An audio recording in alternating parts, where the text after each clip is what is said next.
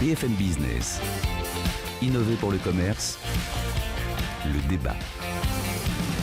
Enseigne, comment rendre plus efficace son programme de fidélité. Je vous donne 2-3 chiffres. En France, 77% des consommateurs participent au moins à un programme de fidélité. En moyenne, ils sont inscrits à plus de 3 programmes différents. Alors là, c'est vraiment une moyenne, un minimum. 55% des Français estiment, en revanche, que les programmes de fidélité se ressemblent tous. Alors là, il va falloir faire quelque chose. Florence Chaffiot, bonjour. Bonjour. Directrice marketing et digital chez Monoprix. François Tastet, bonjour. Bonjour. Vous êtes président exécutif de MRM McCann Paris. Vous avez participé à l'optimisation justement de nombreux programmes de fidélisation. L'enseigne du groupe Casino, donc Monoprix, abandonne à son tour le système des smiles au profit des euros. Vous avez mis un peu de temps à trouver la bonne formule, Florence Chaffiot. Pourquoi c'est un tel enjeu, le programme de fidélité ? C'est un tel enjeu parce qu'une grosse partie de nos clients sont effectivement détenteurs de la carte et donc sont très attachés aux avantages qui peuvent y être associés. Et donc même si on sentait que c'était le moment, qu'il fallait effectivement passer le pas et se séparer de nos smiles pour inventer un programme tout à fait personnel à la Monoprix, on y a bien réfléchi, on a bien pesé les choses pour faire que nos clients soient le plus contents possible avec ce nouveau programme. Donc pour faire plus simple, plus lisible, plus généreux, on va y revenir dans un instant, mais tout de suite, François Tastet, vous n'étiez pas les seuls à travailler sur les smiles, un concept qui est un peu un échec quand même, non ? On peut le dire maintenant. Oui, le problème des portails de programmes de fidélité qui associent plusieurs marques, c'est exactement ce que Florence suggérait, c'est qu'il y a une chute de l'identité. Et donc, on oublie que ce portail-là a la marque A, B et C. Dans le cas de Monoprix, on se réapproprie la carte Monoprix, on se réapproprie son ADN, son identité, son image, et on devient plus fort dans l'attachement qu'on va créer avec son consommateur. Alors donc on a changé la carte de fidélité Monoprix, ça fait déjà quelques semaines. Maintenant, en quoi ce programme est-il novateur ? Alors, il est novateur déjà sur la générosité qu'il distribue. Tous les jours, dans le quotidien, vous avez 10% de réduction sur vos achats, sur la marque Monoprix, donc sur les produits que vous ne trouvez que chez Monoprix. Mais également, ce qui est intéressant en fait dans ce programme, c'est qu'on a embarqué dans le programme toute la dimension service, toute la dimension servicielle de Monoprix, et notamment son fer de lance qui est la livraison, où aujourd'hui, pour bénéficier de la livraison gratuite, vous devez être porteur. Et ça, c'est vraiment le vrai avantage de cette carte. Donc de la générosité, ça, on sait que c'est une grande demande d'ailleurs des consommateurs du service. Justement, François Tastet, aujourd'hui, quelles sont les recettes ? Alors même si après ça peut être différent d'une enseigne à l'autre, mais les recettes d'un programme de fidélité réussi. C'est une question terrible. Il n'y a pas la recette, il y a ma recette. C'est-à-dire c'est mon programme qui va respecter mon ADN, créer de la valeur pour ma marque sur un plan financier et business, mais créer de la valeur pour mon client et respecter des principes du type le serviciel, l'interaction, le temps réel. On voit que l'intelligence artificielle est en train d'avancer à grands pas pour permettre justement une interaction de plus en plus rapide entre le désir du consommateur et son quotidien. Et on travaille de plus en plus là-dessus. Donc c'est un marché qui évolue très très vite aujourd'hui, et le travail qui a été fait chez Monoprix justement est plutôt une bonne représentation de ce vers quoi on tend aujourd'hui. Alors justement, comment vous travaillez aujourd'hui cette fidélisation, Florence Chaffiot ? Alors, on a aujourd'hui un programme de fidélité qui repose sur un socle, et puis on travaille à l'enrichir. Alors, on s'est donné pour challenge de l'enrichir tous les mois avec des innovations, et des innovations qui sont au service du client.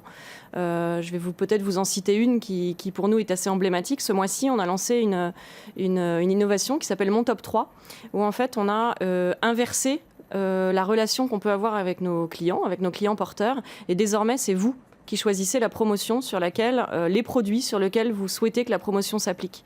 Donc on a créé une petite application, et vous avez choisir 3 produits sur lesquels vous voulez que pendant 6 mois, la promotion soit pour vous. Donc ça, c'est l'une des innovations. Il y a aussi la reconnaissance en caisse par le numéro de téléphone mobile. Alors ça a l'air tout bête, mais il paraît qu'en grande distrib, ça ne se faisait pas encore. Et puis, vous avez travaillé sur une application Monoprix, et ça c'est important parce qu'on va parler de la dématérialisation de ce programme de fidélité. Bientôt, on pourra faire pour les produits snacking, on va dire... on pourra prendre son petit panier et partir sans payer, ou du moins sans passer par la caisse. Exactement. Vous téléchargez une application et pour vos déjeuners du midi dans lequel vous allez mettre votre salade, votre sandwich et votre pomme, vous passez en magasin, vous scannez en fait le produit directement avec votre appli, vous appuyez sur payer et vous sortez du magasin sans être passé par la caisse. François Tastet, ça c'est l'avenir justement des programmes de fidélité pour que les clients adhèrent. L'application Pourtant, un tiers des enseignes ont une application mobile et je crois que c'est seuls 11% des Français signalent leur appartenance au programme de fidélité par l'application. Donc, l'application, ce n'est pas forcément l'avenir, c'est l'utilité et l'usage. En fait, je pense que les enseignes aujourd'hui qui répondent à ce critère pour créer de la complicité et de la confiance, parce que je pense que l'enjeu est là aujourd'hui, et du point de vue de l'annonceur, du point de vue de la marque, c'est de disposer de la data. Donc en fait, c'est un échange win-win entre ce que je peux, moi, avoir comme data sur toi client, et en même temps de simplifier la vie pour te permettre de consommer mieux, plus facilement et de manière... Donc la dématérialisation aujourd'hui, c'est quelque chose qui doit servir des gens. Parfois, ça ne marchera pas parce que les gens ont envie d'avoir une carte physique. Les gens ont envie d'être reconnus parfois. Quand un client va chez Sephora, par exemple, la carte Gold, c'est fantastique. Je montre que je suis important chez vous. Et puis, il y a aussi une raison d'âge, c'est-à-dire qu'il y a des tranches générationnelles aujourd'hui sur lesquelles la dématérialisation ne peut pas prendre. Donc, c'est et pas ou, mais c'est un mouvement de fond qui avance et je pense qu'effectivement, c'est l'avenir. Vous parlez de génération fantastique, mais est-ce qu'il est nécessaire, obligatoire pour une enseigne aujourd'hui d'avoir son programme fidélité ? Je vous pose la question parce qu'on a commencé avec vous là-dessus, Florence Chapiot, vous disiez il y a un enjeu vraiment important. Et quand je regarde H&M, Zara ou Uniqlo, par exemple, ils n'ont pas de programme de fidélité. C'est pas la même catégorie. Monoprix, c'est de la distribution alimentaire avec la partie vêtements. C'est une fréquence d'achat importante. Il faut donc faire revenir les gens et faire en sorte qu'ils achètent comme la dernière fois, voire un peu plus. C'est ça qui est intéressant. Donc il faut créer ce couple complicité-confiance et faire en sorte qu'ils se disent c'est ma destination préférée, c'est ma destination principale, je ne me pose aucune question. Sur le vêtement ou sur la mode, vous avez pléthore d'offres. Vous avez un choix beaucoup plus large, de la petite boutique à la chaîne. Et donc là, l'investissement, qui est un investissement très lourd quand on monte un programme de fidélisation comme ça, ne peut être amorti que si vous avez de grandes masses de consommation, un vrai travail sur la data, un vrai travail sur la data presque dynamique et en temps réel. Je pense que vous allez aller vers cela. Et ce sont deux univers extrêmement différents qu'on ne peut pas vraiment comparer parce que l'assise business n'est pas la même. Florence Chapiot, je pense que vous ne nous donnerez pas le chiffre du budget du programme fidélité, mais si je vous dis qu'un programme de fidélité dans une enseigne alimentaire coûte entre 1 et 3% de son chiffre d'affaires, vous êtes... En tout cas, il génère beaucoup plus en revenu incrémental. Et justement, vous m'avez dit, on va finir là-dessus. Chez Monoprix, entretenir la fidélité, c'est entretenir une part d'estomac. Qu'est-ce que ça signifie ? Parce que ça, c'est important. Oui, c'est un des leviers les plus importants dans un programme de fidélité. Cette fameuse part d'estomac, c'est en fait la part que vous allez m'octroyer, vous, dans les achats alimentaires que vous faites tous les jours pour vous nourrir et nourrir votre famille.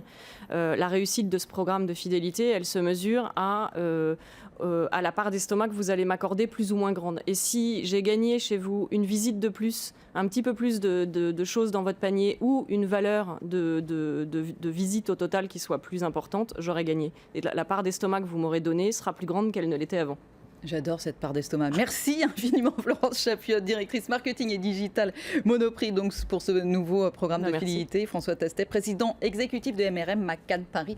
Merci beaucoup d'avoir été avec nous. Vous restez encore quelques secondes, on vous présente le nouveau produit de la semaine.